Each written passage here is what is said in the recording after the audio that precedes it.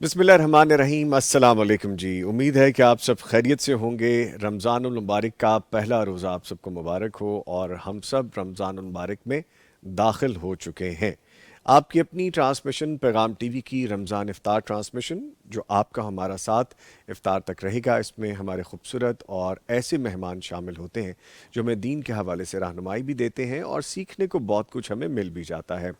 आप हमारी इस ट्रांसमिशन में शामिल रहते हैं और पैगाम टीवी का जो मकसद है, जो हमारा मोटिव है, जो हमारी बेसिक स्कूल ऑफ थॉट है, वो यही है कि हम दावत दीन का मौसर आलमी नेटवर्क फैलाते रहें, दीन की दावत आप तक पहुंचाते रहें। जो ट्रू एसेंस ऑफ इस्लाम है, जो मुस्तनद कुरान और हदीस की बात है, वो आप तक पहुंचाते रहें। आपकी उलझनों का हल हम कुरानी और हदीस की रोशनी में निकालते रहें। तो जनाब, आपको पता है ट्रांसमिशन में कि हम आपसे बात करते हैं, आप हमें कॉल करते हैं। कॉल करने का तरीका आपको पता है, 042 111 700 000, यानी 042 111 700 और 000 पे आप डायल करते हैं। डायल करने से पहले टीवी का वॉल्यूम आप बंद कर देते हैं। यही वो नंबर है कि आप हमसे बात करना चाहें, अपनी राय से आगाह करना चाहें, अपना कोई सवाल या उलझन पूछना चाहें, इसी नंबर पर कांटेक्ट कीजिए। अगर आप पैगाम क्लब के मेंबर बनना चाहते हैं, you are more than welcome. इसी नंबर पर आप कॉल करके हमसे बात कर सकते हैं और पैगाम क्लब के मेंबर बन सकते हैं, जो नंबर इस वक्त टीवी स्क्रीन पर डिस्प्ले है। इसके साथ मैं आपको ये भी बताता चलूं कि अल्हम्दुलिल्लाह गुज़िश्ता 15 बरस से दुनिया भर में 10 करोड़ से ज़ायद लोगों तक हम पहुंच चुके हैं। हमारा पैगाम, हमारा दीन का पैगाम, कुरान और सुन्नत का पैगाम दुनिया के कोने कोने तक पहुंच रहा है। 24 घंटे नबवी पैगाम पहुंचाया जा रहा है और इसमें आप और हम दोनों मुश्तरका तौर पर शामिल हैं। आप जुस्तजू करते हैं, हम कोशिश करते हैं, अल्लाह ताला इसको कबूल व मंजूर फरमाए। हज़ारों प्रोग्राम हम अब तक कर चुके हैं, जिसमें तफासिर के प्रोग्राम हैं, अहादीस के प्रोग्राम हैं, तरबियत के प्रोग्राम हैं, बच्चे, बूढ़े, जवान, ख़वातीन सब के लिए प्रोग्राम जारी हैं। और लाइव ट्रांसमिशन, जैसे कि मैं लेके आपके सामने हूँ, हमारी टीम पैगाम के आपके सामने है, ये भी जारी रहेंगे। एक तो ये ट्रांसमिशन है, फिर उसके बाद हम वक्तन फ़वक्तन डिफरेंट ट्रांसमिशंस भी करते रहते हैं। जैसे इफ्तार की ट्रांसमिशन है, फिर इफ्तार के बाद रात को लेट नाइट आपके सवालात के हवाले से ट्रांसमिशंस की जाती हैं, हज की ट्रांसमिशन की जाती है, और जहाँ ज़रूरत होती है हम आपके साथ लाइव मौजूद रहते हैं। और इसके साथ ही मैं आपको बताऊं कि हमारे साथ मुअज़्ज़िज़ मेहमान भी स्टूडियोज़ में मौजूद होते हैं। आज भी इसी तरह से खूबसूरत शख्सियात हमारे साथ मौजूद हैं। इस्लामिक स्कॉलर हैं, ऑथर हैं, अरबिक टू उर्दू ट्रांसलेशंस की हैं। मोर देन 44 के करीब वो किताबें हैं जिनको मुकम्मल कर चुके हैं। अरबी से उर्दू की ट्रांसलेशन है, दीन के हवाले से रहनुमाई देते हैं। इनको वेलकम करूंगा डॉक्टर शहबाज हसन साहब। डॉक्टर साहब अस्सलाम वालेकुम। वालेकुम सलाम वरहमतुल्लाहि वबरकातुहू। खैरियत से हैं सर? जी अल्हम्दुलिल्लाह। मैं कहूँगा कि मेरे थोड़े को बहुत जान लीजिए, बिकॉज अगर सर की मैं पूरी डिटेल बतानी शुरू करता तो हमें वक्त कम पड़ जाता। थैंक यू वेरी मच, आप तशरीफ़ लाए हैं सर। जज़ाकल्लाह खैर। Thank you. और इनके साथ फ़ाजिल क़िरात सबाशरा कारी यहया खालिद साहब भी मौजूद हैं। इनको भी वेलकम करेंगे। कारी साहब अस्सलाम वालेकुम। वालेकुम अस्सलाम व खैरियत से हैं? रहमतुल्लाहि व माशाल्लाह बरकातहू। अल्हम्दुलिल्लाह। माशाल्लाह। ठीक है जी, चंद एक चीज़ें और आपके सामने रखें कि आज हम अपने टॉपिक पे भी गुफ्तगू करेंगे। जैसा कि हमारा मौजू है कि रमज़ान और ख़ुद एहतसाबी, मैं कहाँ खड़ा हूँ या मैं कहाँ खड़ी हूँ। हमें अपना एहतसाब करना है। वैसे तो हमें डेली करना चाहिए, अपनी रिकन्सिलिएशन करनी चाहिए कि मैंने क्या गलत किया, क्या ठीक किया और दीन के मुताबिक मुझे करना क्या चाहिए था। ये रिकन्सिलिएशन बहुत ज़रूरी है आपके और मेरे लिए, लेकिन रमज़ान में ख़ास तौर पे हमें और मोहतात होना चाहिए। इस पे हमने बात करनी है। इसके साथ आज की किताब के हवाले से भी आपको बताऊंगा। और जैसा मैंने आपको कहा कि आप ताउन करने वालों में शामिल हो सकते हैं। जैसा कि अभी देखिए आप कि आज हमें स्पॉन्सर्स मैसर हैं, ताउन करने वालों में शामिल हैं सूफ़ी ग्रुप, और इनके साथ सलवा बनास्पति and cooking oil, Ruby foam, UMT, Darussalam international, Zia family food products और हसीन हबीब प्राइवेट लिमिटेड, इन तमाम के ताउन से आज की इफ्तार ट्रांसमिशन पैगाम की आप तक पहुंचाई जा रही है। और इसी तरह से आप शामिल हो सकते हैं ताउन करने वालों में।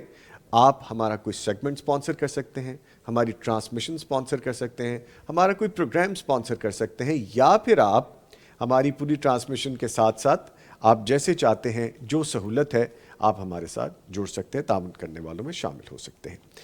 चलते हैं कारी साहब की जानिब और गुजारिश करते हैं कारी साहब तलावत कुरान करीम से आगाज़ कीजिए, फिर आगे बढ़ेंगे इंशाअल्लाह। أعوذ بالله من الشيطان الرجيم. بسم الله الرحمن الرحيم. يا أيها الذين آمنوا اتقوا الله حق تقاته ولا تموتن إلا وأنتم مسلمون. واعتصموا بحبل الله جميعا ولا تفرقوا واذكروا نعمة الله عليكم إذ كنتم أعداء فألف بين قلوبكم فأصبحتم بنعمته إخوانا وكنتم على شفا حفرة من النار فأنقذكم منها. كذلك يبين الله لكم آياته لعلكم تهتدون. ولتكن منكم أمة يدعون إلى الخير ويأمرون بالمعروف وينهون عن المنكر وأولئك هم المفلحون. ولا تكونوا كالذين تفرقوا واختلفوا من بعد ما جاءهم البينات وأولئك لهم عذاب عظيم. يوم تبيض وجوه وتسود وجوه فأما الذين اسودت وجوههم أكفرتم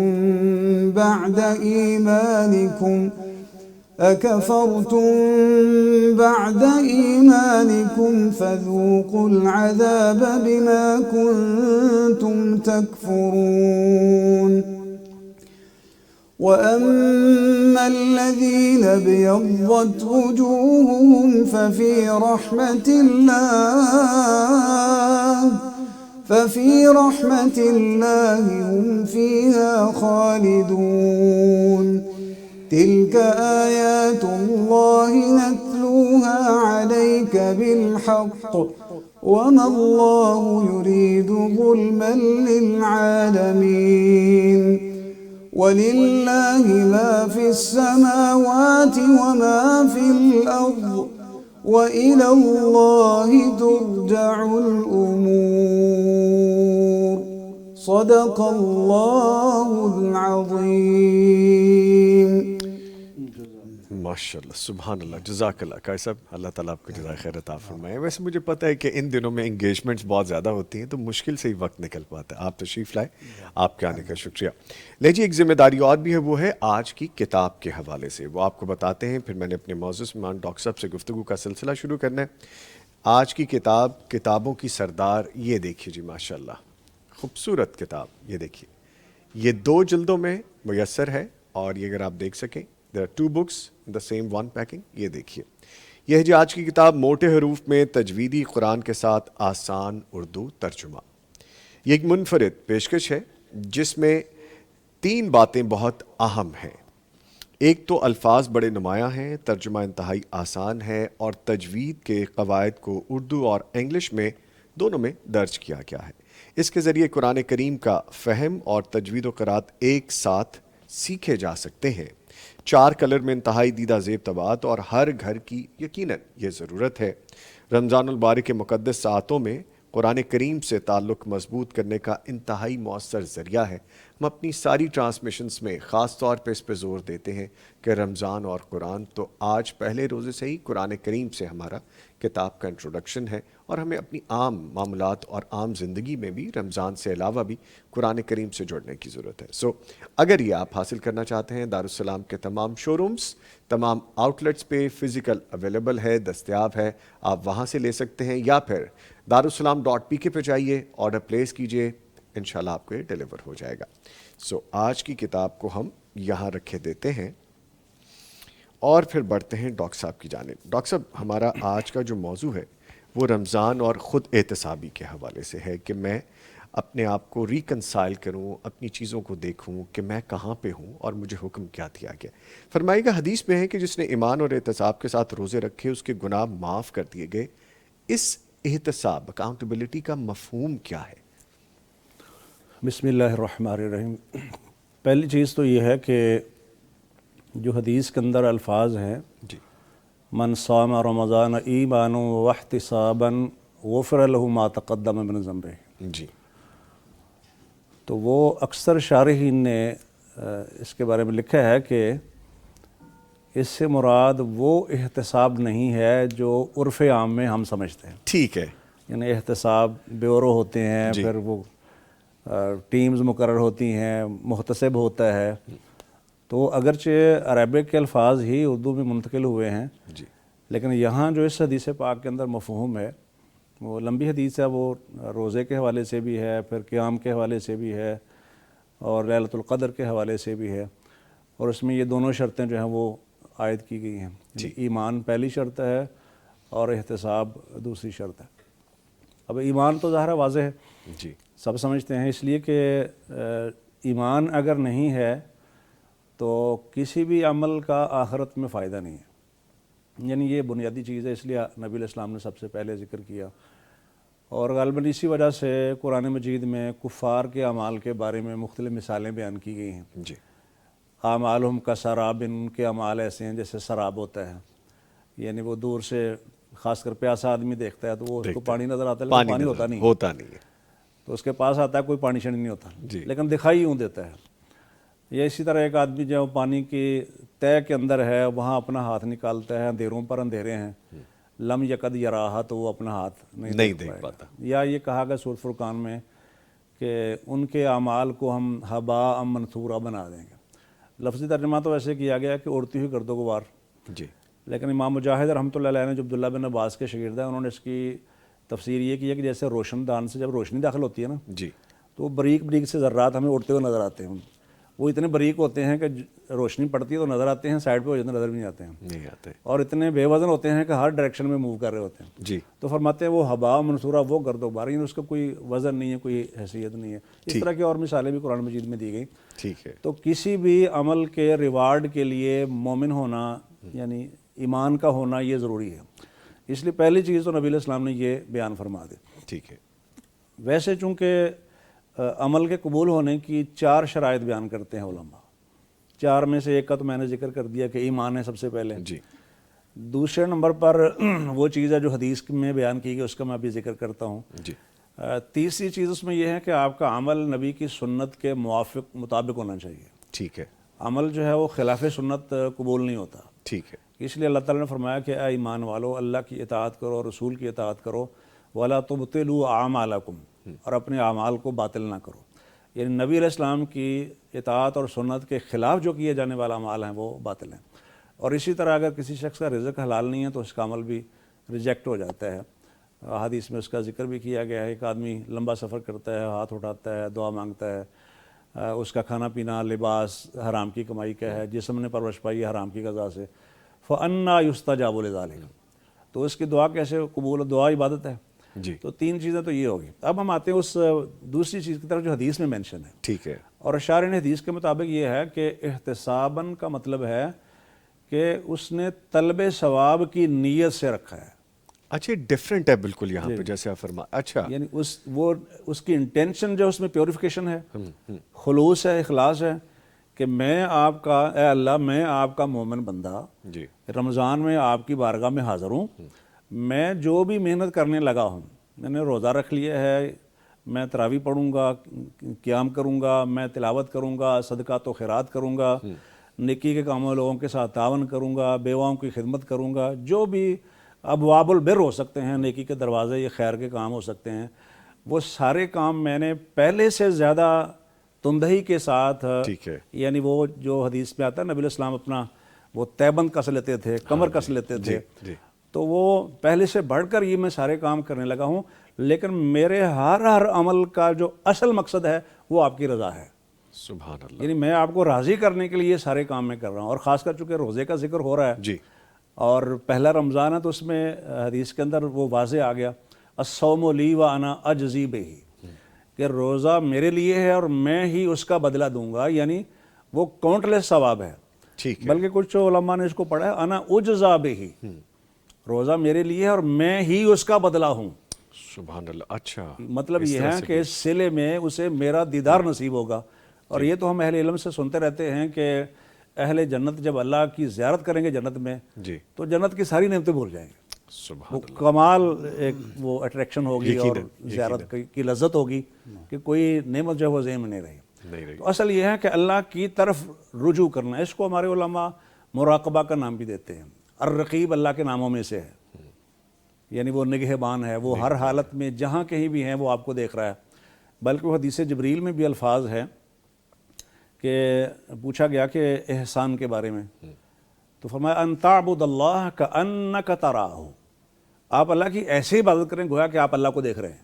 اللہ اکبر، اب یہ تو ظاہر ہے مشکل کام ہے نا، مشکل کام ہے، یعنی اللہ تعالیٰ تو ظاہر ہے وہ نظر نہیں آتا، لیکن پھر سوچنا اور اپنے خیالات کو اتنا سٹرونگ کرنا گویا کہ اللہ میرے سامنے ہے۔ سامنے، فَإِلَمْ تَكُنْ تَرَاهُ فَإِنَّهُ يَرَاكَ، اگر یہ بات نہیں ہو سکتی یا آپ سمجھتے ہیں کہ یہ تو میرے لیے ممکن نہیں ہے، تو یہ تو ہر وقت دھیان میں رکھو نا کہ فَإِنَّهُ يَرَاكَ، کہ وہ آپ کو دیکھ رہا ہے۔ دیکھ رہے ہیں، ویسے تو اس عقیدے کے بغیر کوئی بندہ مسلمان نہیں ہوتا، جی یعنی اگر کوئی شخص سمجھتا ہے کہ اللہ مجھے نہیں دیکھ رہا تو اس کا اللہ کے بارے میں جو بصیر ہونے کا عقیدہ ہے یا اللہ کی جو اسماء الحسنی میں بصیر ہے وہ اس پر اس کا ایمان صحیح نہیں ہے، نہیں ہے، لیکن یہ چیز ہر وقت ہمہ وقت حاضر نہیں ہوتی۔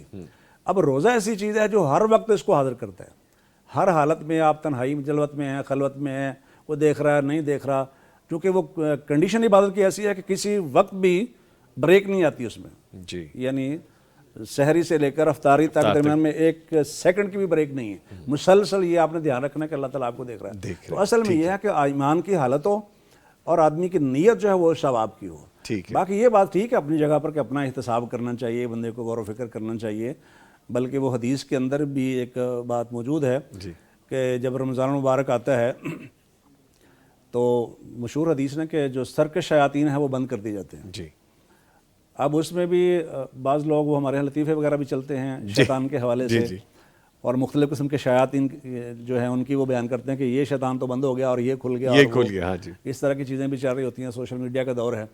تو اصل یہ ہے کہ ابلیس نے تو لی ہوئی ہے مہلت جی قرآن مجید کے مطابق، اور اس کو قیامت تک کے لیے مہلت ہے، لیکن یہ جو حدیث کے اندر ہے سرکش شیاطین، یعنی جو دیگر سرکش شیاطین ہیں ان کو بند کر دیا جاتا ہے۔ ٹھیک، اب یہاں جو حدیث کے اندر جو بات جہاں سے آپ نے بات کو سٹارٹ کیا تھا جی اس میں یہ ہے کہ جب انسان کے اوپر سرکش شیاطین کا دباؤ نہیں ہے، جی اور جب انسانی شیاطین کے اوپر جنی شیاطین کا اثر کم ہو جائے گا تو انسانی شیاطین جو ہیں وہ بھی من الجنت والناس، ان کا اثر بھی دوسرے لوگوں کے اوپر کم ہو جائے گا، تو اب انسان جو ہے وہ زیادہ سہولت کے ساتھ، اس کے ساتھ اس کا ایمان بھی مضبوط ہو رہا ہے، روزے کے ذریعے سے، قیام کے ذریعے سے، تلاوت کے ذریعے سے، صدقات و خیرات کے ذریعے سے، دیگر نیک اعمال کے ذریعے سے اس کا ایمان بھی اسٹرانگ ہو رہا ہے۔ اب اس کے لیے ذرا آسان ہے، یعنی آگے موو کرنا، چونکہ شیاطین کے دباؤ کم ہے نا، کمپیریٹیولی ذرا سافٹ ہو گیا، دروازے کھلے ہوئے ہیں جنت کے اور جہنم کے سارے دروازے جو بند ہو گئے ہیں، اور اللہ کی طرف سے آواز ہوتی ہے، ہر رات آواز ہوتی ہے، یا باغی الخیر اقبل، جی اے خیر کے متلاشی آگے بڑھ، آگے ترمذی میں اور سنن ابن ماجہ میں حدیث ہے، وَيَا بَاغِيَ الشَّرِّ اقصر، اور اے شر کے متلاشی بس کر دے، روک دے، یعنی اب تو رک جا، پہلے بھی رکنا چاہیے لیکن اب تو رحمتوں اور برکتوں کا مہینہ آ گیا، اب یہاں آپ رک جاؤ، اور یہ ہر رات جو ہے وہ اللہ تعالیٰ اعلان فرماتے ہیں۔ ماشاءاللہ ماشاءاللہ، اس گفتگو کو ہم نے آگے لے کے چلنا ہے، لیکن ابھی قاری یحییٰ خالد صاحب، میں آپ کا شکریہ ادا کروں گا، قاری صاحب آپ تشریف لائے، آپ کے آنے کا شکریہ. جبکہ ڈاکٹر صاحب ابھی موجود ہیں, مزید ایک اور بڑی پیاری شخصیت ہمیں جوائن کرنے والی ہیں. ملتے ہیں ایک چھوٹے سے بریک کے بعد. بہار کا سما یہ ماہ غفران، رمضان اور قرآن، خوشبو ارض و سما، تازگی ایمان، پیغام قرآن، پیغام قرآن، بہار کا سما یہ ماہ غفران، رمضان اور قرآن، خوشبو ارض و سما، تازگی ایمان، پیغام قرآن، پیغام قرآن، ایک دفعہ پھر ٹرانسمیشن میں آپ کو خوش آمدید کہیں گے. خوبصورت شخصیات کا یہاں پہ ماشاءاللہ آنا شروع ہو چکا ہے. آل دا وے فرام مدینہ منورہ ہمارے ساتھ فاضل مدینہ یونیورسٹی قاری سہیب احمد میر محمدی صاحب بھی جوائن کر چکے ہیں. قاری صاحب السلام علیکم. قاری صاحب سن پا رہے ہیں آپ ہمیں؟ جی السلام علیکم ورحمۃ اللہ وبرکاتہ. وعلیکم السلام. جی وعلیکم السلام ورحمۃ اللہ وبرکاتہ. قاری صاحب شکریہ, آپ نے وقت نکالا ہے. آئی کین انڈرسٹینڈ کہ کچھ انگیجمنٹس ایسی ہوتی ہیں, پھر ٹائم کا ڈفرینس بھی ہے. ہم آج جو ٹرانسمیشن کر رہے ہیں وہ رمضان اور خود احتسابی کے حوالے سے کر رہے ہیں. تو فرمائیے گا کہ جو حدیث پاک میں ہے کہ روزہ اور قرآن قیامت کے دن بندے کے حق میں سفارش کریں گے, تو ان دونوں کا آپس میں کیا ربط ہے؟ کیا ہمارا موجودہ قرآنی تعلق ہمیں اس شفاعت کا حقدار بناتا ہے؟ بسم اللہ الرحمن الرحیم. الحمد للہ والصلاة والسلام علی رسول اللہ وعلی آلہ وصحبہ ومن والاه. اما بعد فاعوذ باللہ من الشیطان الرجیم. شہر رمضان الذي انزل فیہ القرآن. قرآن مجید کے نزول کے متعلق اللہ ذوالجلال نے 3 آیات نازل کر کے اس بات کو واضح کیا ہے کہ قرآن مجید انا انزلناہ فی لیلۃ مبارکہ ایک بابرکت رات میں نازل ہوا ہے. انا انزلناہ فی لیلۃ القدر، وہ بابرکت رات لیلۃ القدر کی رات ہے. شہر رمضان الذی انزل فیہ القرآن، اور لیلۃ القدر جو ہے وہ رمضان المبارک میں ہوتی ہے. تو رمضان المبارک جس میں روزے رکھے جاتے ہیں اور اسی میں ہی قرآن نازل ہوا ہے.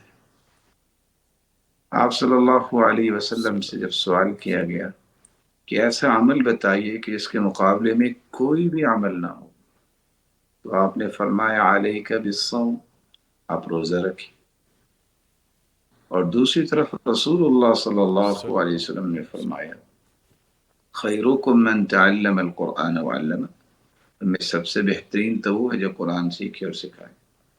تو قیامت کے دن قرآن بھی سفارش کرے گا، روزہ بھی سفارش کرے گا، کیونکہ قرآن کا اور رمضان کا چولی دامن کا ایک تعلق ہے کہ رسول اکرم صلی اللہ علیہ وسلم بھی اور 1450 سال کی تاریخ بھی یہ ثابت کرتی ہے جی کہ مسلمانوں نے رمضان کے اندر جو قرآن کا اہتمام کیا ہے وہ کسی مہینے میں نہیں ہوتا. اس لیے آپ صلی اللہ علیہ وسلم جبریل امین سے دور کیا کرتے، اور آخری سال تو آپ نے 2 مرتبہ دور کیا. قرآن یہ کہے گا کہ رات کی تاریکیوں اور دن کے اجالے میں یہ پڑھا کرتا تھا، اے اللہ میری سفارش کو قبول فرما. اور روزہ کہے گا کہ میں نے اسے کھانے پینے سے روکے رکھا، اے اللہ میری سفارش کو قبول فرما. فیشفعان، تو دونوں کی سفارش کو قبول کیا جائے گا. جی لیکن یہ یاد رکھنا چاہیے اس سفارش کے حقدار بننے کے لیے 4 چیزیں یاد رکھنی. پہلی 2 چیزیں، روزہ جو ہے کھانے پینے کو چھوڑنے کا ہی نام نہیں. اگر حلال چیزیں میرے اور آپ کے سامنے پڑی ہوں تو میں ہاتھ لگانا بھی پسند نہیں کرتا کہ ابھی ٹائم نہیں ہوا.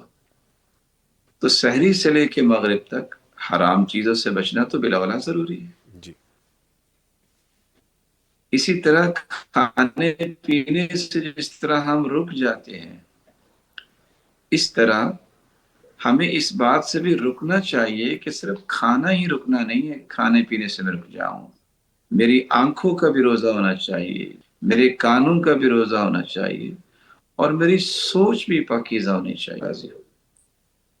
میں اپنی آنکھوں سے صرف وہی بات دیکھوں جس کو اللہ عز و جلال نے مجھے اجازت دے رکھی ہے۔ جی جس طرح میں اپنے پیٹ میں کوئی لقمہ یا پانی کا قطرہ نہیں ڈال سکتا جب تک کہ میں افطاری نہیں کر لیتا، تو یہ سارے کے سارے مبارک دن میں مجھے ہر اس عمل سے، ہر اس قول سے اور ہر اس سوچ اور نظریے سے بھی اپنے آپ کو پاکیزہ رکھنا چاہیے جو میرے روزے کو ڈیمیج کر سکتا۔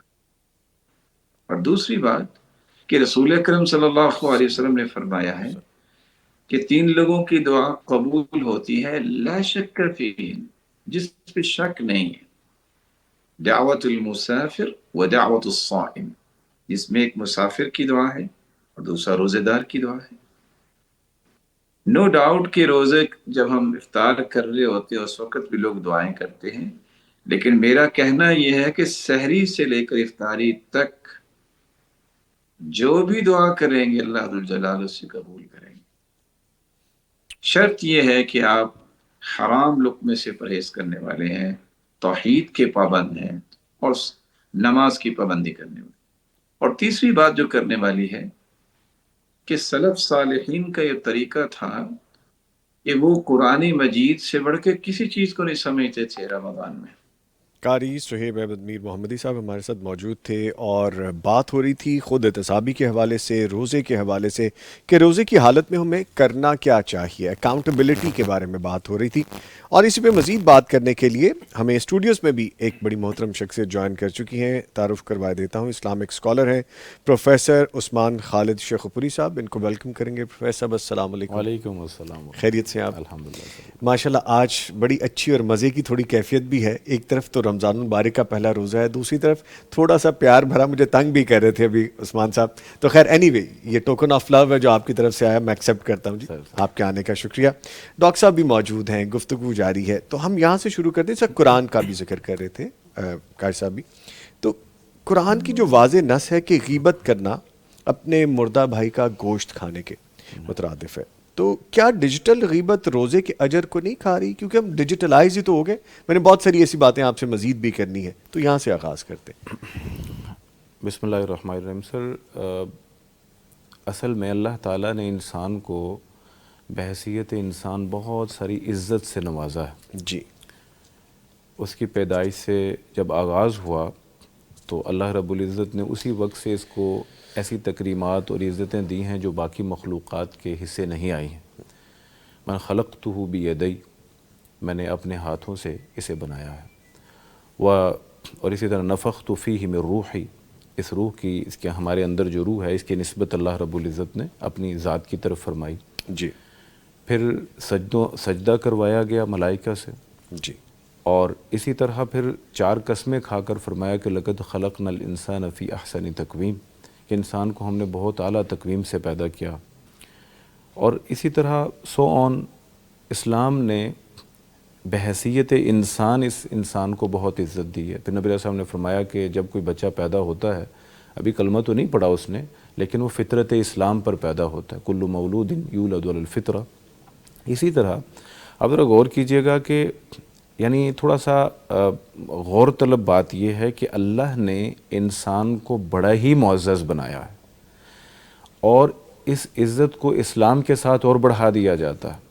نبی کریم صلی اللہ علیہ وسلم نے ہمیں اس کی بہت ساری تفصیل کی بجائے میں 1-2 اشارے کر دیتا ہوں۔ جی نبی اکرم صلی اللہ علیہ وسلم نے ہمیں جب کوئی باسی جمائی لیتا ہے، چھینک آتی ہے، منہ کے آگے ہاتھ رکھنے کا حکم دیا ہے۔ یہ سنت ہے، اور آپ دیکھیے کہ چند لمحے کے لیے اللہ تعالیٰ اس پیارے انسان کا برا چہرہ کسی کو دکھانا نہیں چاہتا۔ یہ انسان کی عزت، اور پھر جو ہم لباس پہنے ہوئے خذوا زینتکم کا حکم ہے، اور پھر حضرت انسان کی جو تکریمات، عزتیں، اور اس کی عزت کے عالم میں سمجھتا ہوں وہ یہ کہ اسی نسل سے حضرت محمد الرسول اللہ صلی اللہ علیہ وسلم کو اللہ تعالیٰ نے مبعوث فرمایا۔ تو بات یہ ہے کہ اس عزت کو جب کوئی خراب کرتا ہے یا کرنے کی کوشش کرتا ہے، وہ جھوٹ سے ہو یا سچ سے ہو، اللہ تعالیٰ کو وہ کبھی پسند نہیں. اپنی غیبت کی بھی بات کی ہے تو غیبت بنیادی طور پر ایک سچ ہے, یہ جھوٹ نہیں ہوتا, سچ ہوتا ہے جو کسی کے لیے بول دیا جائے, اس کا راز پتہ ہے آپ کو, کسی کے بارے میں کوئی بات پتہ چل گئی ہے, تو اب آپ اس کی عزت کو چھوٹا کرنے کے لیے, اس کی عزت کو کم کرنے کے لیے اس راز کو افشاں کر دیتے ہیں, اس بات کو کھول دیتے ہیں. مقصد آپ کا اس کو چھوٹا بنانا, اس کو ذلیل کرنا. ٹھیک. لیکن اصل میں تو عزت بحیثیت مومن ہمارا ایمان ہے کہ وہ اللہ رب العزت تو عز من تشاء و تذل من تشاء, کہ اللہ ہی ہے جو عزت تقسیم کرنے والا ہے. تو یہ عمل جو تھا بنیادی طور پر تو بہت قبیح ہے, جیسا کہ آپ نے بھی آیت مبارکہ سورۃ الحجرات کے اس کا حوالہ دیا, وَلَا يَغْتَب بَعْضُكُمْ بَعْضًا, کہ تم میں سے اے مومنوں مسلمانوں تمہارے معاشرے میں کوئی بھی ایک دوسرے کی غیبت نہ کرے. أَيُحِبُّ أَحَدُكُمْ أَن يَأْكُلَ لَحْمَ أَخِيهِ مَيْتًا فَكَرِهْتُمُوهُ, اور جو غیبت ہے اس کی قباحت کو, اس کی ناپسندیدگی کو واضح کرنے کے لیے کہ اللہ تعالیٰ نے مثال دی ہے کہ کیا تم میں سے کوئی یہ پسند کرتا ہے کہ اپنے بھائی کے, مردہ بھائی کے گوشت کو کھا جائے.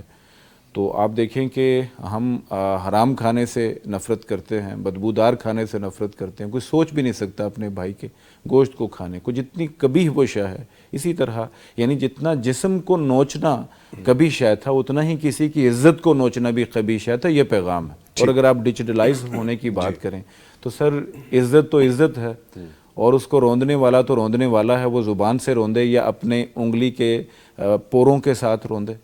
وہ اگر ڈیجیٹل طریقے سے روندتا ہے تو عام طور پہ اس کا زیادہ اثر دیکھا گیا, اس کی زیادہ پذیرائی دیکھی گئی ہے. لوگ بغیر تحقیق کے اسے آگے پھیلانا شروع کر دیتے ہیں, اسے ایک شخصیت کا امیج برباد ہو جاتا ہے. ساری زندگی کی کمائی جو ایک عزت ہے, آپ کو پتہ ہے نا, ہم اکثر لوگوں سے بات کرتے ہیں جب کاؤنسلنگ میں, تو خواتین خاص طور پر جب کہیں خدا نہ خواستہ اللہ تعالیٰ سارے گھروں کو بسا کر رکھے, جب کہیں علیحدگی کا موقع آتا ہے نا, تو ٹوٹے ہوئے دل سے جب ہم پوچھا جائے نا کہ اگر محبت اور عزت میں سے کسی ایک چیز کو چننا ہو, تو کہتی ہے محبت کے بغیر میں جی لوں گی, عزت کے بغیر میں جی نہیں سکتی ہوں. اتنی لازمی شے ہے ایک انسان کے لیے عزت کا ہونا.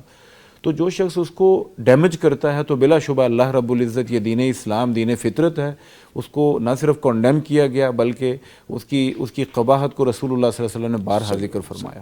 ٹھیک ہے. اچھا ڈاکٹر صاحب, جیسا ابھی پروفیسر صاحب سے بات ہو رہی تھی, آپ یونیورسٹی میں طلباء سے روزانہ مخاطب ہوتے ہیں, آپ دیکھتے ہیں کہ ان کے نفسیاتی سائیکلوجیکلی آپ ان کو دیکھتے ہیں, عصری علوم کو آپ ڈیفینیٹلی ان کے دیکھتے ہیں. تو اگر ہم اس پوائنٹ آف ویو سے دیکھیں تو احتساب, سیلف اکاؤنٹیبلٹی, جس کی ابھی ہم بات بھی کر رہے تھے, اس میں کون سی ایسی چیز ہے, کوئی ایسی عملی شکل جو آج ہمیں نظر آتی ہو کہ پڑھے لکھے نوجوان کو رمضان میں اپنانی چاہیے, چونکہ آپ کلوز رہتے ہیں, آپ کو لیک کہاں پہ لگتا ہے, یا لگتا ہے یہ چیز ٹھیک ہو جائے؟ اس میں ایک چیز تو جو شیخ فرما رہے تھے غیبت کے حوالے سے, کہ اس میں کہا گیا کہ مردہ بھائی کا گوشت کھانا ہے وہ گویا. جی.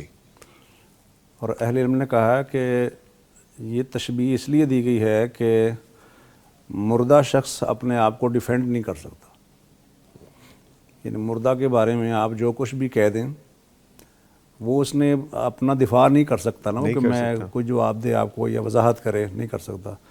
اسی طرح وہ آدمی جو آپ کے سامنے موجود نہیں ہے, جس کی عدم موجودگی میں آپ اس کی غیبت کر رہے ہیں, تو وہ بھی اپنا دفاع نہیں کر سکتا, اس لیے اس کے ساتھ اس کو تشبیہ دی گئی ہے. باقی ظاہر ہے کراہت کے لیے بھی یہ تشبیہ دی گئی ہے کہ انسان اس سے کراہت کرتا ہے, جیسے شیخ نے اس کی وضاحت کی ہے. ایک تو بنیادی چیز جو قاری صاحب بھی فرما رہے تھے کہ یہ رمضان اور قرآن کا بہت گہرا ایک تعلق ہے, اور دونوں شفاعت کریں گے. دونوں شفاعت سے مراد یہ ہے کہ انسان جو روزہ رکھتا ہے وہ, اور قرآن جو ہم تلاوت جس کی کرتے ہیں وہ.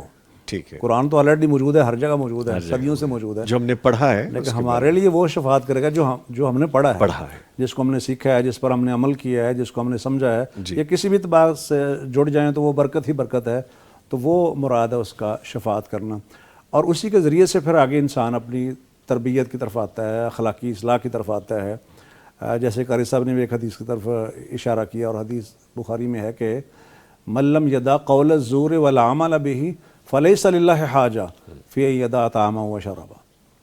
جو آدمی جھوٹ بولنا نہ چھوڑے اور جھوٹ کو عملی جامہ پہنانا نہ چھوڑے. جی. اس میں یہ چیزیں بھی آتی ہیں کہ ایک انسان جو ہے وہ ایک چیز اس کے پاس نہیں ہے لیکن شو یہ کرواتا ہے کہ اس کے پاس ہے. جیسے آج کل وہ ڈیجیٹل باتیں ہو رہی ہیں, ہاں جی, شو آف کرنے کا بڑا وہ ٹرینڈ اپنے ہے. آپ کو ایسی تصاویر یا ایسے مناظر وہ اے آئی سے بنے ہوئے پیش کر دیتے ہیں یا اپنا ایسا امیج دیتے ہیں جو کہ ہے نہیں ہے. ٹھیک ہے, یحبون یحمدوا بما لم یفعلوا, جو انہوں نے کیا نہیں ہوتا اس کا کریڈٹ لے رہے ہوتے ہیں. اس قسم کی بہت ساری چیزیں جو ہیں وہ چل رہی ہوتی ہیں. تو ایک تو ہے کہ جھوٹ بولنا, اور یہ کہ عمل بھی, جھوٹ پر عمل, یعنی ایک عملی شکل, زبان سے کچھ نہیں بول رہا لیکن اس کا عمل جو ہے وہ فیک ہے, وہ جعلی ہے, اس مصنوعی پن ہے, اس میں کوئی حقیقت نہیں ہے. سر آپ سوری میں آپ کی بات ہو چک رہا ہوں خالد صاحب, یہ تو بہت بڑی بات کر رہے ہیں کہ آپ دیکھیں آج کل ہم اسٹیٹس جو لگا رہے ہیں وہ فیک ہے, ہم پوسٹ لگا رہے ہیں وہ فیک ہے, ہم اپنی ویڈیوز بنا رہے ہیں وہ, یعنی ہم جھوٹ کر رہے ہیں عملی طور پہ بھی کریں اور وہ ہمیں جھوٹ نہیں لگ رہا. تو سر یہ اس regardless of any age, regardless of any gender, کہ کوئی خواتین ہیں, مرد ہیں, بچے ہیں, ہم سب اس میں شامل ہیں. یہ تو بڑا روٹین میں ہو رہا ہے. وہ ایسے جیسے بندے نے جھوٹ کے کپڑے پہنے ہوئے ہیں جی, یعنی اس طریقے سے کہ انسان جو ہے اپنے آپ کو پورٹری اس طریقے سے کر رہا ہے جو کہ وہ ہے نہیں, ہے نہیں. یا میں اصل میرے پاس وہ علم نہیں ہے لیکن میں باور کرانے کی کوشش کرتا ہوں, میرے اندر وہ تقوی نہیں ہے لیکن میں وہ ایک مذہبی رنگ روپ اختیار کر کے شو کرواتا ہوں. یا ایک انسان جو ہے وہ چال کے ذریعے سے بتاتا ہے کہ وہ اس کے اندر پتہ نہیں کتنا تقوی جو بھرا ہوا ہے. یہ مختلف اینگلز جو ہیں وہ چل رہے ہوتے ہیں. یہ ایک شخص جو ہے وہ دکاندار ہے, وہ شو یہ کرواتا ہے کہ وہ بڑا ایماندار ہے, حالانکہ وہ ہے نہیں ہے, اور اس ایمانداری کے ذریعے سے اس نے اپنے دوسرے کام کرنے ہوتے ہیں. یہ عملہ بھی ہے, مطلب یہ قول زور والعمل بھی. تو یہ چیز تو اب اس دور میں نوجوان بھی سمجھتے ہیں, یونیورسٹیوں کے طلباء سمجھتے ہیں, کالج کے طلباء بھی سمجھتے ہیں کہ یہ جو فیک نیوز ہیں اور اس قسم کی جو چیزیں ہیں اس کے بارے میں بڑی وعیدیں ہیں اور اس کی قباحتیں بہت زیادہ ہیں.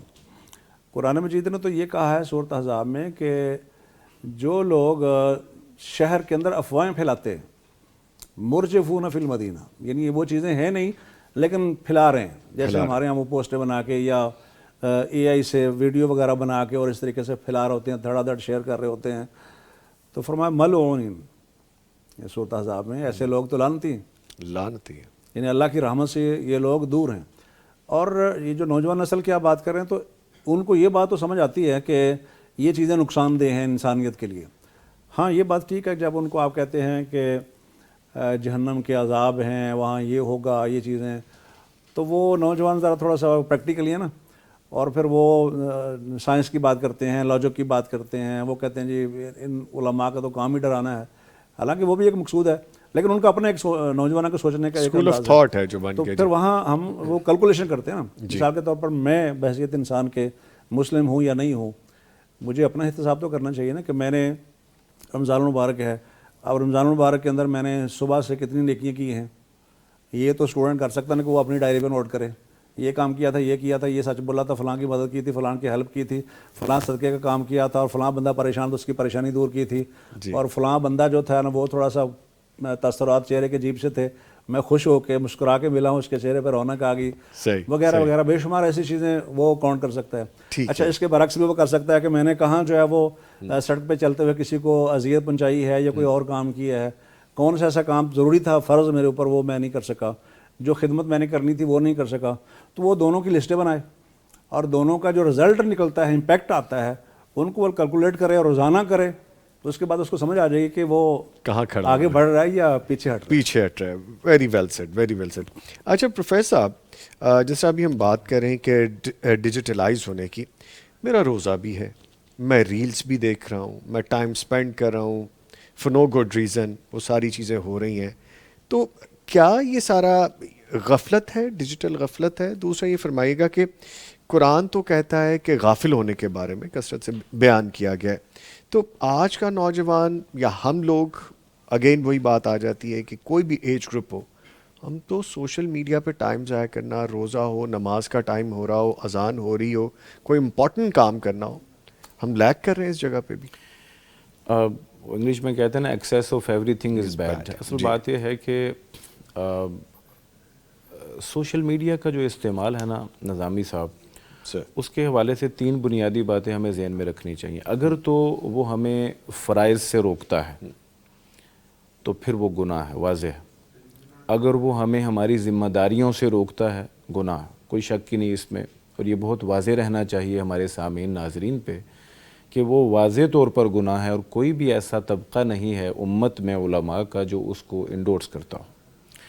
دوسری بات یہ ہے کہ اگر سوشل میڈیا ریاکاری کے درجے میں داخل ہو جاتا ہے، جیسا کہ آپ نے ریلز کا ذکر کیا، اور لوگ اپنے آپ کو دکھانے کی خاطر، اپنے آپ کو نمائش کے لیے، جیسا کہ ابھی ڈاکٹر صاحب فرما رہے تھے کہ اپنے آپ کو دکھانے کے لیے لوگ جو ہیں وہ اس میں ایگزیجریٹ بھی کرتے ہیں، تو اگر یہ ریاکاری کے دائرے میں ہے تو بہرحال بہت واضح ہے، ریاکاری کو تو نبی علیہ السلام نے شرک اصغر تک قرار دیا۔ تیسری بات بہت اہمیت کی حامل وہ یہ کہ اگر یہ ریاکاری نہ بھی ہو، اگر یہ فرائض سے غفلت نہ بھی ہو، اور اگر آپ جو میڈیا یوز کر رہے ہیں وہ ذمہ داریوں سے بھی غفلت نہ بھی ہو، تو پھر بھی اس کا زیادہ استعمال نقصان دہ ہے، اور چونکہ وہ شخصیت پر، وہ نفسیات پر، وہ آپ کی طبیعت پر، آپ کے مقاصد زندگی پر مؤثر ہو رہا ہے، اس وجہ سے اسے لمٹائز کرنے کی ضرورت ہے۔ یہ ہماری بہت سی بہنیں، رمضان میں بھی آپ دیکھ لیجیے، پہلا روزہ تھا، اختتام کو ہے، تو آپ دیکھیے کہ اس دن میں بھی آپ کا اسکرین ٹائم کم نہیں ہوتا، الا ماشاءاللہ، الا من رحم ربی۔ ہمارے بھائی ہیں بہت سے ایسے کہ جو ابھی میں یونیورسٹی میں ہی تھا، تو وہی جیسے کل سورج طلوع ہوا اسی رنگ کا آج لگا ان کو، بلکہ مجھ سے ایک دن ایک غیر مسلم نے سوال کیا سر، وہ کہنے لگا کہ کیا فرق ہے رمضان اور غیر رمضان میں؟ یعنی افلاک تو سارے اسی طرح سے ہیں، راتیں کالی ہیں، بارش، بادل، ہوائیں اور سورج، سب کچھ، چاند تارے، ہر نیچر ایکٹیویٹی تو وہی چل رہی ہے، نیچرل افلاک اسی طرح سے ہیں، تو فرق کہاں پڑا ہے؟ میں نے کہا یار بات یہ ہے کہ فرق پڑتا ہے مومن کے دل میں۔ رمضان مومن کے دل میں آتا ہے، بلا شبہ نبی علیہ السلام نے فرمایا کہ بہت ساری تبدیلیاں، جنت کے دروازوں کا کھلنا، جہنم کے دروازوں کا بند ہونا، شیاطین کا جکڑا جانا، اور اسی طرح رحمت کے فرشتوں کی ریل پیل وغیرہ وغیرہ، لیکن بات یہ ہے کہ ہم جو محسوس کرتے ہیں وہ یہ ہے کہ یا تو دلوں میں ایمان پھر باقی نہیں رہا، جو روزے کی قدر نہیں ہے، اور خاص طور پر یہ جو ہمارا تنہائی کا دوست بن چکا ہے موبائل، اس کا ایک میسیو یوز جو ہے وہ شخصیات بھی برباد کر رہا ہے، اور روزوں کا تو خیر یہ قاتل بن رہا ہے۔ اس کی وجہ یہ ہے، اس کی سر وجہ یہ ہے کہ آپ نہ چاہتے ہوئے بہت سا ایسا کنٹینٹ جو پہلے سے دیکھتے چلے آ رہے تھے اس کی طرف پھر راغب ہوتے ہیں، الگوریدم اس کا جو ہے وہ آپ کے سامنے ریوائز کرتا ہے، اور وہ آپ کے سامنے جب پیش کرتا ہے وہ آپ کی کمزوری جانتا ہے، اصل میں یوں کہیے سادہ لفظوں میں وہ آپ کی کمزوری جانتا ہے، اور اس کو آپ چھوڑ نہیں سکتے۔ اگر چھوڑنا چاہتے ہیں تو براہ کرم اس کو کچھ گھنٹوں کے لیے آف کر دیجئے، اسے سائڈ پر رکھ دیجئے، اور پھر آپ دیکھیے کہ آپ کی شخصیت میں کیا تبدیلیاں آتی ہیں۔ یہ نہ سمجھیے گا کہ شیخ پوری صاحب نے موبائل خود بھی ہاتھ میں پکڑا اور کہہ رہے سمجھانے کے لیے یہ بات ہو رہی ہے، اور سم ٹائمز کیوں ڈاکٹر صاحب سمجھانے کے لیے کوئی نہ کوئی چیز ڈسپلے کرنی پڑتی ہے۔ نہیں، اگر ان تین کیٹیگریز میں ہے، میں الحمدللہ اس کا کنٹرول ٹھیک ہے، پتہ لائٹر نوٹ بات کی ہے جی، بالکل۔ اچھا ڈاکٹر صاحب، نبی مکرم صلی اللہ علیہ وآلہ وسلم کا فرمان ہے دو نعمتوں میں، جیسے وہ خسارے میں ہے لوگ، صحت اور فراغت۔ ایک تو یہ ڈیٹیل بتائیے، بڑی واضح اور سمجھنے والی بات ہے جس کو ہم فار گرانٹیڈ لے لیتے ہیں۔ دوسرا، نوجوان، میں نے تو سر اب سب کو ہی دیکھا ہے، نوجوان ہو یا کوئی بھی ایج گروپ ہو، رمضان کی راتیں کیفیز میں چل رہی ہیں، کھیلوں میں ضائع ہو رہی ہیں، ٹینس کورٹ میں ہیں، کرکٹ کورٹ میں ہیں کہ سحری تک ہم جاگیں گے اور پھر اس کے بعد ہم یہ کر کے جائیں گے۔ اس وقت کا ضیاع ہونا ہم سب کے لیے، صرف نوجوان نہیں، ہم سب کے لیے کیا ہے یہ کویسچن مارک؟ ہم کہاں پہ کھڑے ہیں اس بارے میں؟ رمضان میں تو بطور خاص دیکھنا چاہیے کہ وقت جو ہے وہ ضائع نہ ہو رہا، ویسے بھی دیکھنا چاہیے، لیکن بالخصوص رمضان المبارک میں چونکہ وہ بہت قیمتی وقت ہے تو اس میں تو بالکل بھی آپ ضائع نہیں کر سکتے ہیں۔ ایون آپ جیسے ابھی ہم حدیث کے حوالے سے بات کر رہے تھے، پہلے حصے پر ہم نے بات اس میں کی بھی کہ جو شخص یہ چیزیں روزہ رکھ کر بھی نہیں چھوڑ رہا تو اللہ کو اس کی کیا ضرورت ہے کہ اس نے اپنا کھانا پینا چھوڑا ہوا ہے۔ اور اس لیے حدیث میں آتا ہے کتنے روزہ دار ایسے ہیں جن کو سوائے پیاس کے اور کچھ نہیں ملتا، کچھ نہیں ملتا، تو آپ اپنا وقت ضائع نہیں کرتے ہیں۔ اس وقت ضائع کرنے کی ایک مثال میں اور دیتا ہوں آپ کو حدیث پاک کے حوالے سے، کہ جس آدمی کو کوئی گالم گلوچ کرے جی، یا اس سے لڑائی کرے تو بجائے اس کے کہ وہ اپنا ٹائم ضائع کرے، میں اس کی وضاحت کر رہا ہوں اس کی، جی جی، وہ سمپل یہ کہے کہ ان نمر صائم، کہ میں وہ شخص ہوں جس نے روزہ رکھا ہوا ہے۔ مطلب روزے کی حالت میں اپنی زبان کو میں جواب میں بھی آلودہ نہیں کر سکتا۔ ویسے تو قرآن مجید نے عباد الرحمن کے بارے میں بتایا کہ اذا خاطبهم الجاہلون قالوا سلاما، حالانکہ فتوے میں اگر جاتے ہیں تو شخص فتوے میں تو یہ جاتے ہیں کہ جتنا کسی نے آپ کو برا کہا اتنا آپ کہہ سکتے ہیں. جی. المستبان ما قال فعلی البادی ما لم یعتد المظلوم، وہ اجازت ہے. لیکن افضل کیا ہے؟ وہ جو نبی علیہ السلام حضرت ابوبکر رضی اللہ تعالیٰ عنہ سے توقع کر رہے تھے وہ افضل تھا. یا جو عباد الرحمن کے بارے میں کہا گیا کہ جب ان سے جاہل مخاطب ہوتے ہیں، جاہل سے مراد یہ کہ جاہلانہ گفتگو سے یا اگریسو سٹائل میں مخاطب ہوتے ہیں یا غیر اخلاقی گفتگو کے ذریعے سے ان سے مخاطب ہوتے ہیں، تو وہ ان سے الجھنے کی بجائے قالوا سلاما، وہ سلام کہہ کے رخصت ہو جاتے ہیں. مطلب یہ ہے کہ وہ الجھتے نہیں ہیں، وہاں اپنا ٹائم ضائع نہیں کرتے. سمپل یہ کہنا کہ میں روزے دار ہوں، بھئی آگے پیچھے تو لڑائی چلک کر ہی لیتے ہیں بعض دفعہ ہم، لیکن روزے کی حالت میں کہا گیا کہ آپ نے یہاں اپنا وقت نہیں ضائع کرنا، نہ آپ نے کوئی ریئیکشن دینا ہے، نہ آپ نے اشتعال میں آنا ہے، چونکہ روزہ تو ظاہر صبر آپ کو سکھا رہا ہے. جی. اور اس میں بھی اگر آپ یہ نہیں کہہ سکتے ہیں کہ میں روزے دار ہوں اور روزے کی حالت میں لڑائی کر رہے ہیں، بلکہ مشاہدے میں یہ ہے کہ افطاری کے قریب سڑکوں پر چلنے والے اکثر و بیشتر زیادہ لڑائی کر رہے ہوتے ہیں جی. کہ روزہ گھر جا کے کرنا. دوسری بات جو آپ فرما رہے تھے ٹائم ضائع کرنے کے حوالے سے، یہ ایک افسوسناک صورتحال بھی ہے کہ نہ صرف یہ کہ ہم ویسے اپنا ٹائم ضائع کر رہے ہوتے ہیں ادھر ادھر کی چیزوں میں، رمضان کے نام سے مسجد کے اندر بیٹھ کر بھی بعض دفعہ ہم ٹائم ضائع کر رہے ہوتے ہیں. وہ اللہ کی طرف رجوع کرنا اور عبادت وہ اصل مقصود تھی کہ آپ تلاوت کریں. آپ ٹھیک ہے اس میں کچھ لوگ جمع ہیں تو گیدرنگ سے فائدہ اٹھاتے ہوئے ہلکا پھلکا کوئی بیان بھی ہو جائے کہ ایک دو، تو اس میں کوئی ایشو نہیں ہے، لیکن ساری رات اگر آپ لگے رہے ہیں تو وہ مقصود نہیں ہے رمضان المبارک. بلکہ سر معذرت کے ساتھ میں نے تو مساجد میں یہ بھی دیکھا ہے کہ نماز ہو رہی ہے اور اس میں ڈیلے ہو رہا ہے اور پیچھے چیٹ ہو رہی ہے. نماز ہوتے ساتھ ہی وہیں پہ فون اٹھا کے بات شروع ہو گئی ہے، وہیں پہ فیس بک سکرال ہو رہا ہے. سر یہ ہو چکا ہے تو یہ ہمارے لیے کوسچن مارک ہے. دیکھیے وہ آگے لوگ نماز پڑھ رہے ہیں اور پیچھے نوجوان بیٹھے ہوئے ہیں فون پہ لگے ہوئے ہیں. جی. انہوں نے جب دیکھنا کہ ہاں امام صاحب جب رکوع میں جانے ہی والے ہیں جلدی سے پھر اس کو بند کر کے ساتھ ایگزیکٹلی. جی جی. یہ تو فزیکلی ہم مساجد کے اندر دیکھ رہے ہیں، یعنی اتنا وہ ڈوپامین کے ذریعے سے سارا کچھ وہ ہو چکا ہے، یہ چیزیں وہ سوار ہو چکی ہیں کہ اصل جو مقصد ہے رجوع اللہ کا، یا جو ہم بات کر رہے تھے کہ انسان جو ہے وہ اپنا احتساب کرے، خود احتسابی جو ہے وہ دیکھے کہ میں بینگ مسلم کہاں کھڑا ہوں اور میری کیا کیفیت ہے، کتنا میں ایڈ کر رہا ہوں اپنے نامہ اعمال میں، نیکیوں کا کو ایڈ کر رہا ہوں یا اضافہ کر رہا ہوں. تو وہ اس میں اس کو ظاہر غور و فکر کرنا چاہیے. قرآن مجید میں بھی تدبر کرنا چاہیے، اس کا حکم ہے. ٹھیک. اور تھوڑا سا ریوائول اس کے اندر آنا چاہیے. اچھا پروفیسر صاحب یہ بتائیے گا کہ درمیان میں رہ گئی. جی پلیز آپ کمپلیٹ کریں. حدیث والی جو بات تھی وہ میں نے پیچھے سے کچھ چیزیں عرض کی. اس میں یہ ہے کہ وقت ضائع نہیں کرنا چاہیے، اور جو عام طور پر لوگ کرتے ہیں، نعمتان مغبون فیہما کثیر من الناس الصحۃ والفراغ. جی. یعنی اکثر لوگوں کی میجورٹی جن دو نعمتوں کو ضائع کرتی ہے یا ان کی اس میں نقصان میں جا رہی ہے لوگوں کی اکثریت، وہ ہے الصحۃ والفراغ. یعنی انسان صحت مند ہے، صحت کی حالت میں جو انسان اپنے صحت مند جسم سے فائدے اٹھا سکتا ہے، جو نیک اعمال کر سکتا ہے، لوگوں کو سپورٹ کر سکتا ہے، قوت ہے، طاقت ہے، کھڑے ہو کر نماز پڑھ سکتا ہے، تلاوت کر سکتا ہے، اور یہ نعمت جب نہیں رہتی تو پھر اس کے بعد اندازہ ہوتا ہے یار کیا کھو دیا میں نے. کیا کہتے ہیں تندرستی ہزار نعمت ہے. جی. تنگ دستی گرچہ ہو غالب، تندرستی ہزار نعمت ہے. تو پھر اندازہ ہوتا ہے. اس لیے حدیث میں یہ بھی آتا ہے کہ انسان کو چاہیے کہ اپنی صحت خراب ہونے سے پہلے صحت کو غنیمت جانا ہے. اور اسی طرح وقت جب ہاتھ سے نکل گیا تو اس کا پھر فائدہ کوئی نہیں، میں یہ کر لیتا، میں وہ کر لیتا. اور جب آپ کے پاس وافر مقدار میں وقت موجود تھا، آپ اس وقت آپ کام کر سکتے تھے، آپ سارا کچھ کر سکتے تھے.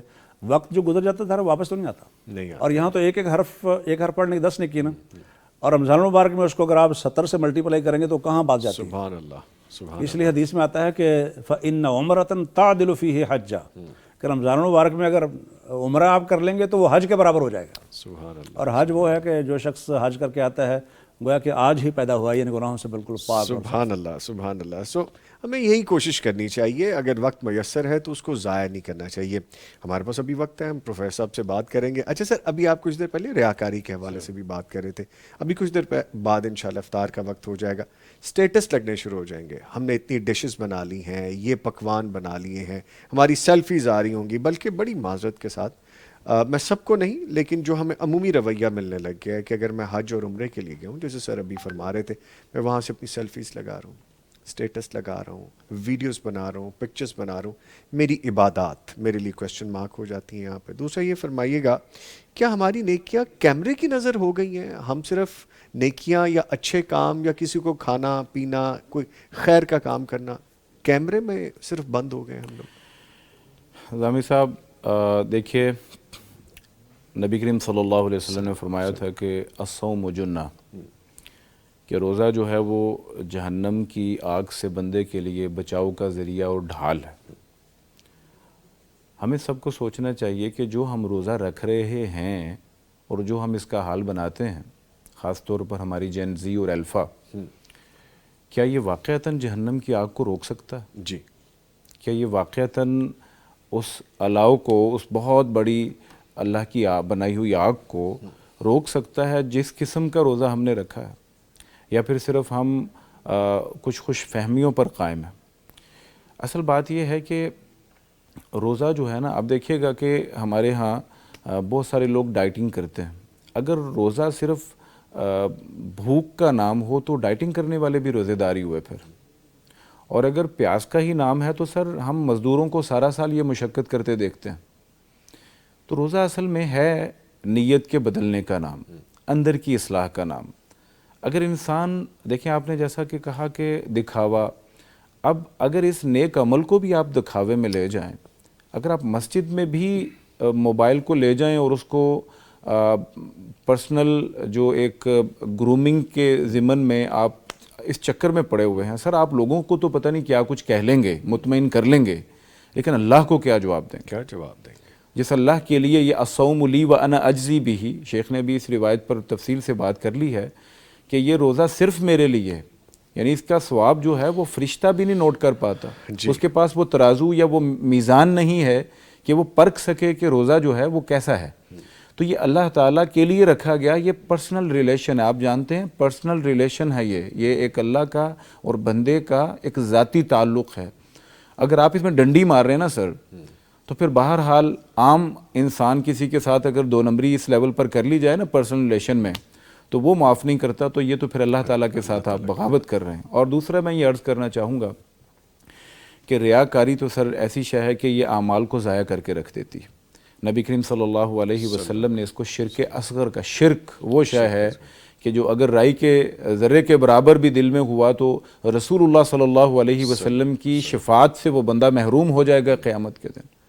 यानी औकात ही क्या है हमारे अमाल की, लेकिन देखिए कि शफाअत से वो बंदा महरूम हो रहा है। और फिर इसी तरह जो रियाकारी है, ये अमाल को, वो मशहूर हदीस मुबारक नबी करीम सल्लल्लाहु अलैहि वसल्लम ने फरमाया था कि क़यामत के दिन सबसे पहले 3 लोगों का हिसाब होगा। उनमें से एक वो आलिम जो दुनिया में बड़ी शोहरत पा गए, उसको जहन्नम में फेंका जा रहा है। अल्लाह ताला, मैं तो बड़ा तेरे दीन का इब्लाग कर रहा था।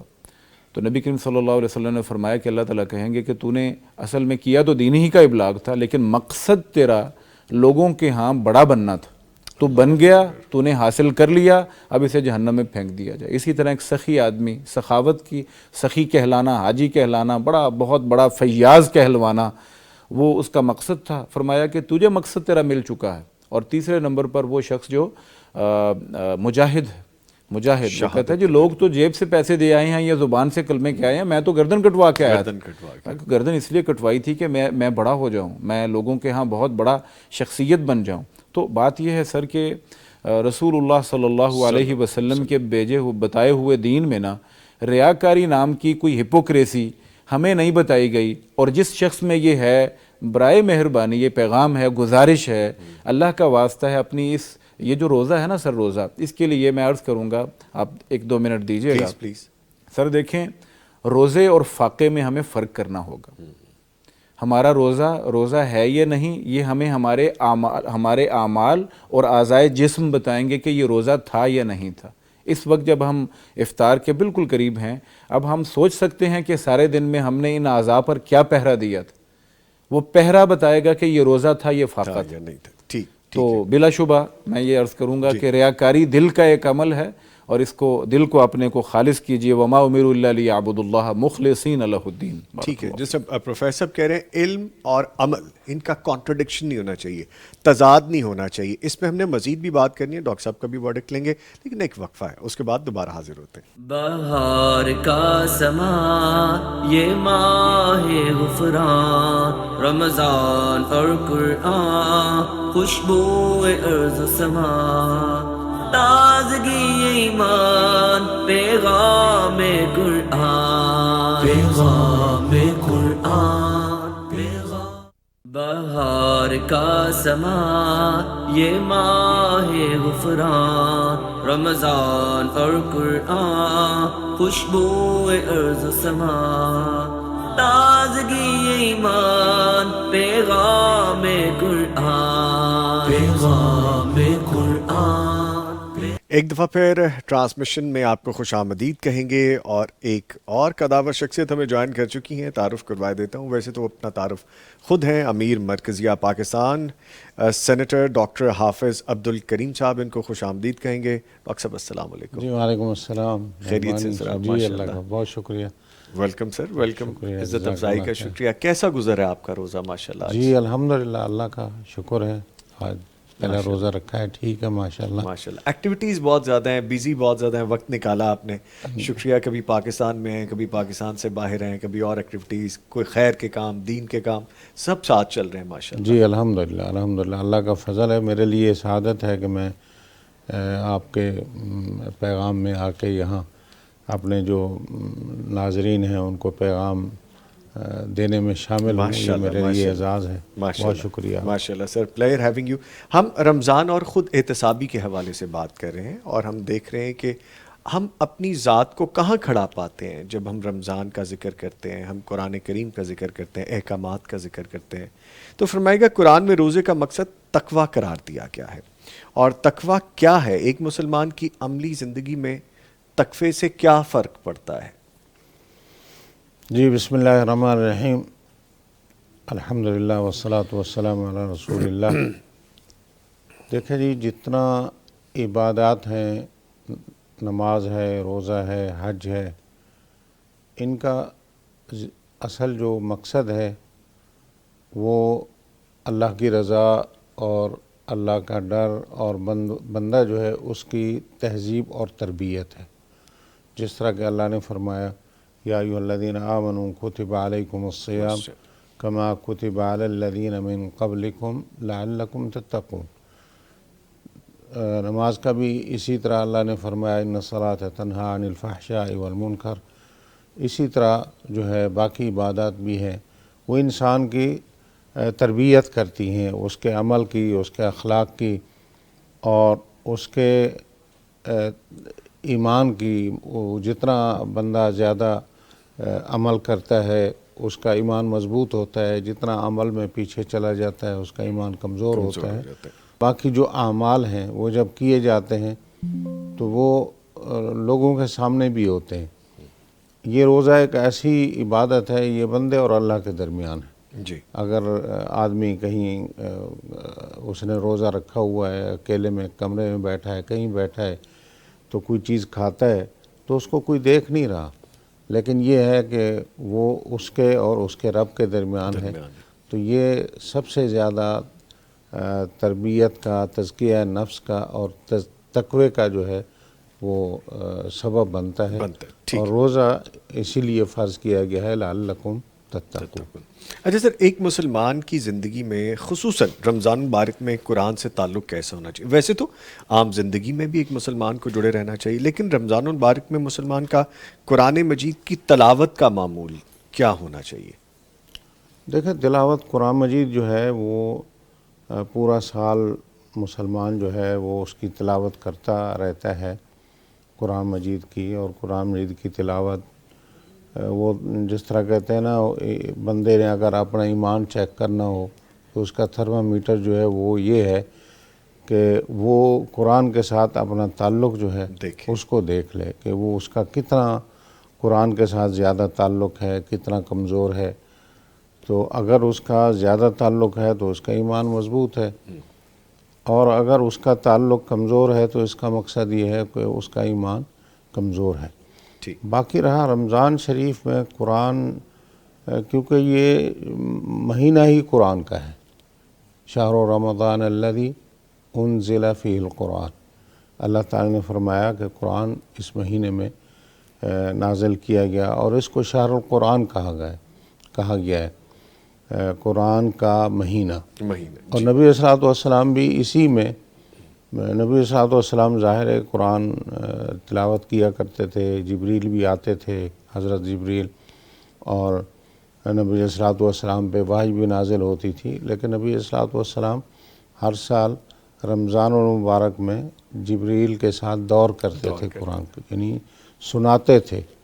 تو اس سے یہ ثابت ہوا کہ یہ قرآن کا مہینہ ہے، اور بلکہ بعض ائمہ اور محدثین سے یہ ثابت ہے، مثلا امام مالک سے کل میں دیکھ رہا تھا کہ وہ پورا سال جو ہے درس و تدریس کرتے حدیث کی، اور پڑھتے اور حدیث کا علم حاصل کرتے، لیکن جب رمضان شریف آ جاتا تو وہ باقی سارے کام چھوڑ دیتے، صرف قرآن کی تلاوت کرتے۔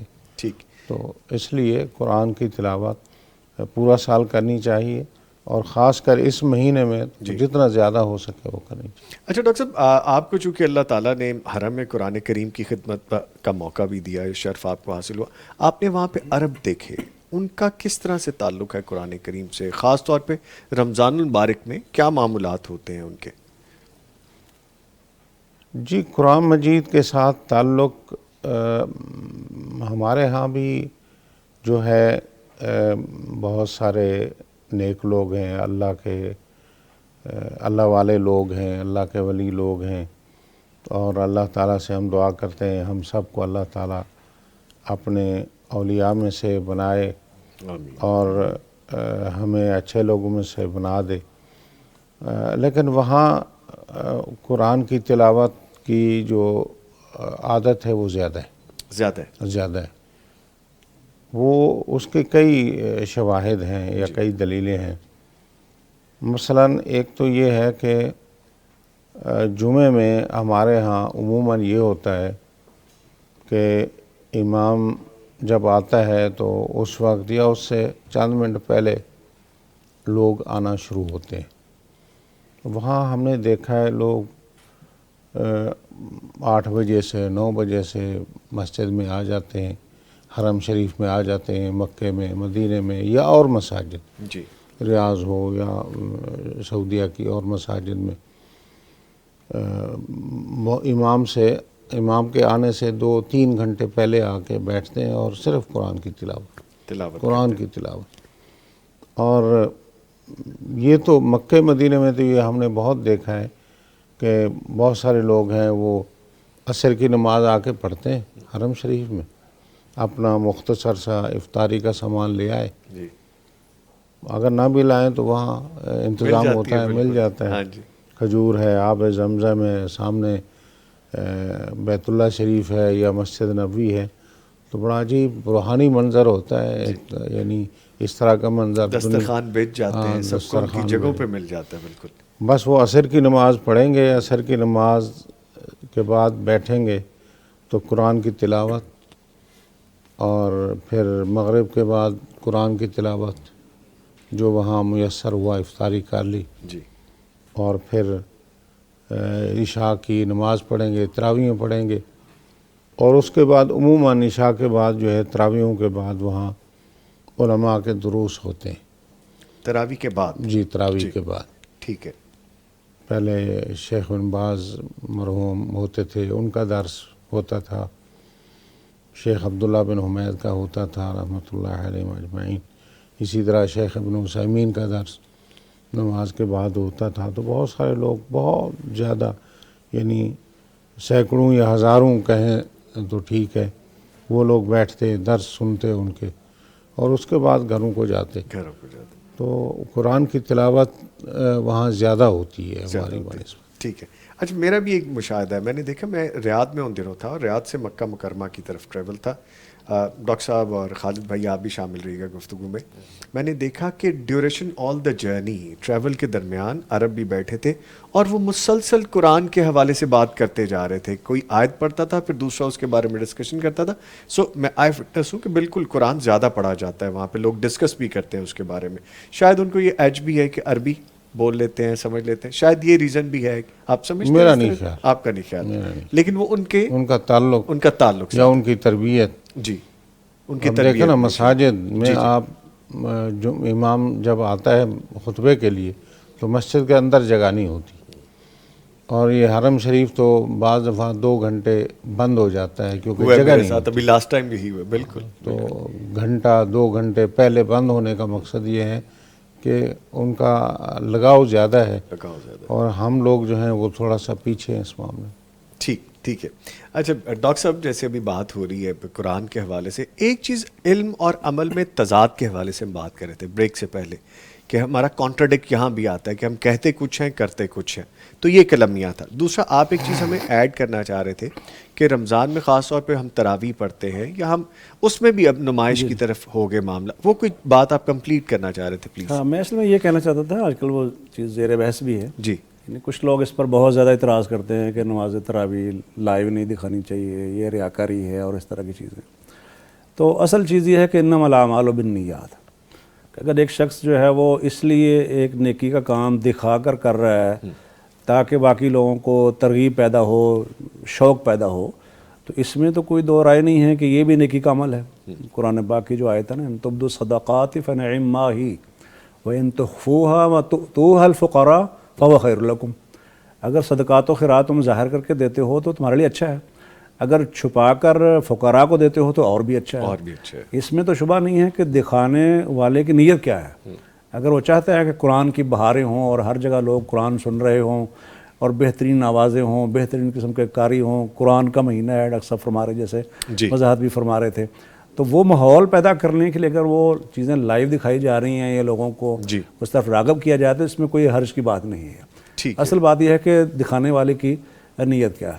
ٹھیک. تو دوسری بات جو آپ فرما رہے تھے قول و فعل میں تضاد. قول و فعل میں اس میں آج کل جو علم حاصل کرتے ہیں اکثر و بیشتر لوگ، وہ علم کو بطور علم کے حاصل کر رہے ہوتے ہیں، جبکہ صحابہ کرام علم سیکھتے تھے عمل کے لیے. اور اسی لیے آتا ہے بعض صحابہ کرام کے بارے میں کہ ایک صورت سیکھتے ہوئے 10 سال لگے.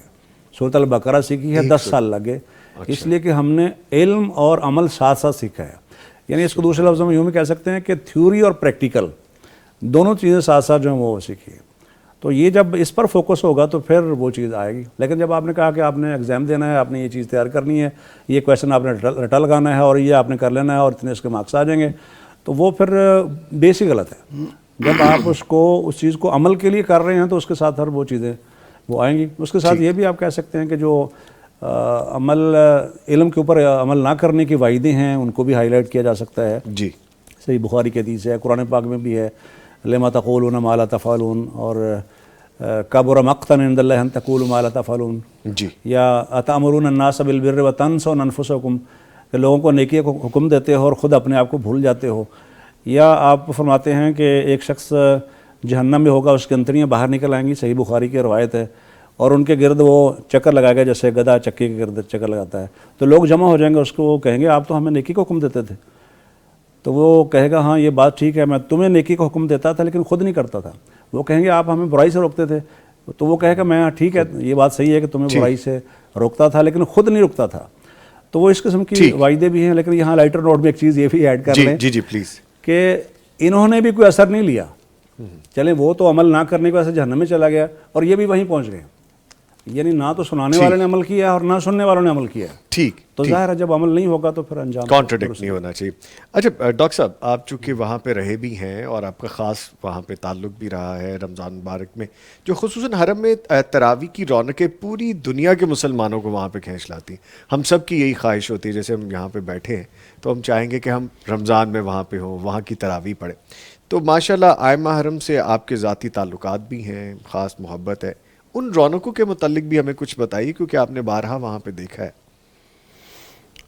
جی حضرت، ابھی جس مسئلے پہ بات کر رہے تھے، آج کل سوشل میڈیا پہ یہ چل رہا ہے، آپ معذرت کے ساتھ آپ سے اس پہ بھی تھوڑا سا میں بات کرنا چاہوں گا کہ تراویح کو یا قراء حضرات کی جو تراویحیں ہیں، تلاوت ہے، ان کو سوشل میڈیا پہ دکھانا یا اس کو چلانا، میرا خیال ہے یہ اس میں کوئی ممانعت نہیں ہے، بلکہ یہ ہونا چاہیے. کیونکہ بہت سارے لوگ اچھی تلاوت سن کے وہ راغب ہوتے ہیں، قائل ہوتے ہیں اور جا کے تراویح پڑھتے ہیں.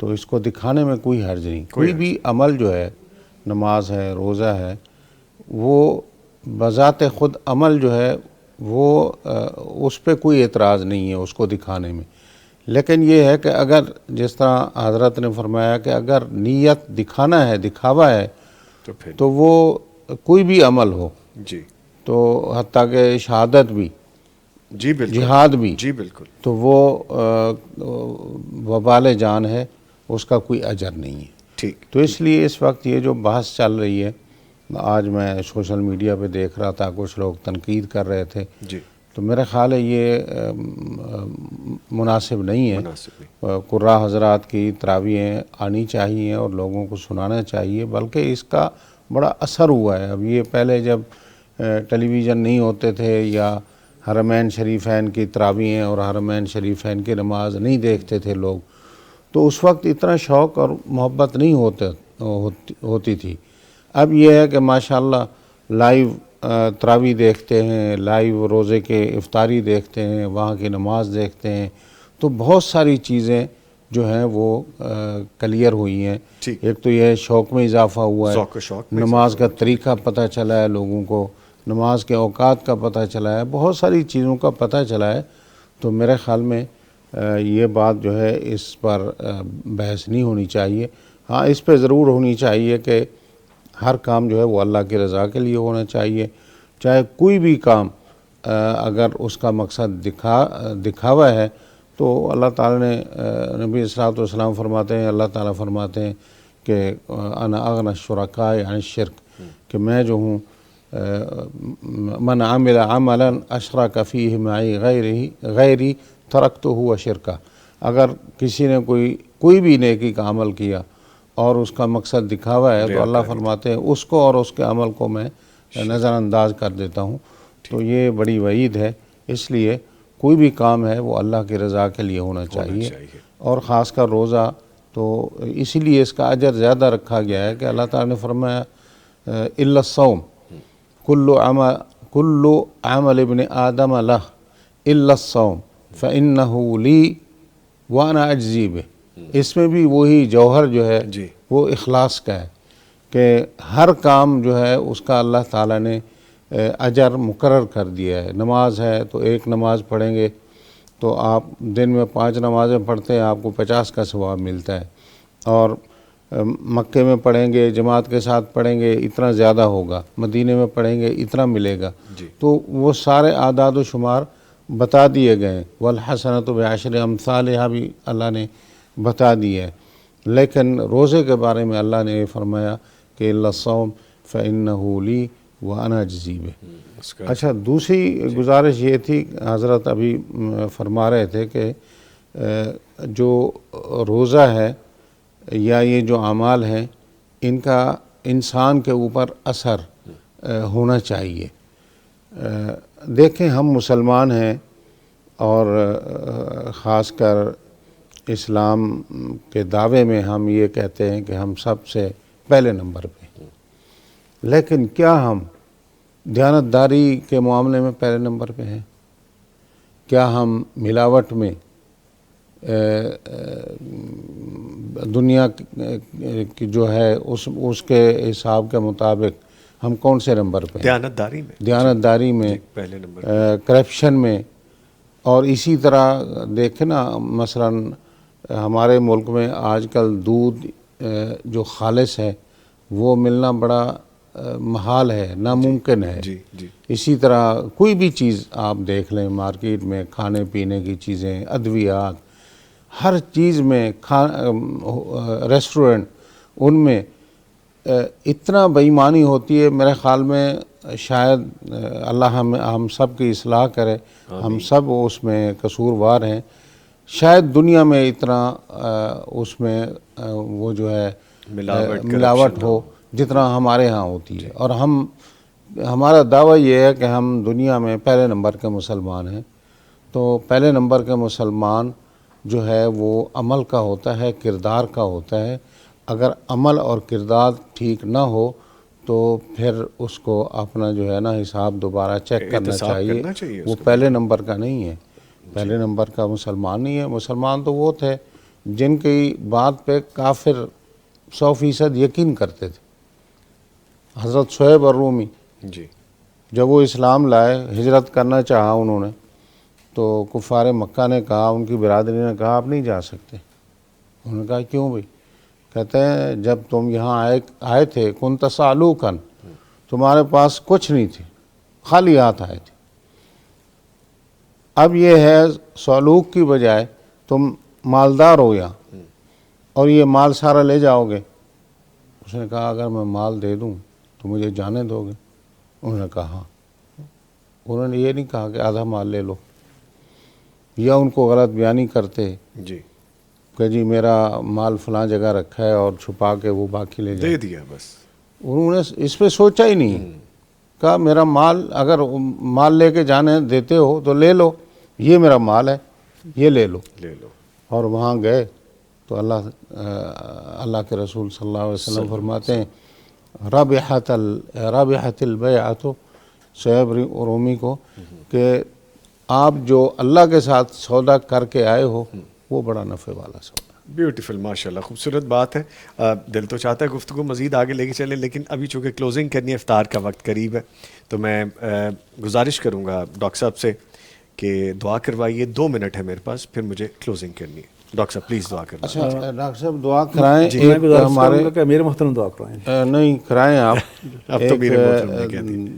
ہمارے بڑے مہربان ہیں، معاون بھی ہیں، ہمارے ساتھی ہیں عدنان صاحب، جی جی، ان کے والد کی طبیعت خراب ہے، تو ان کی یہ ریکویسٹ ہے یہ ہے کہ میرے والد کی صحت کے لیے دعا کریں، وہ ہسپتال میں داخل ہے۔ یہ آپ لے لیجیے ڈاکٹر صاحب، تو حضرت لے لیجیے، دعا ٹھیک، دعا کریں۔ ٹھیک، نام تو آگے انشاءاللہ۔ اچھا چلیں، ٹھیک ہے، پلیز۔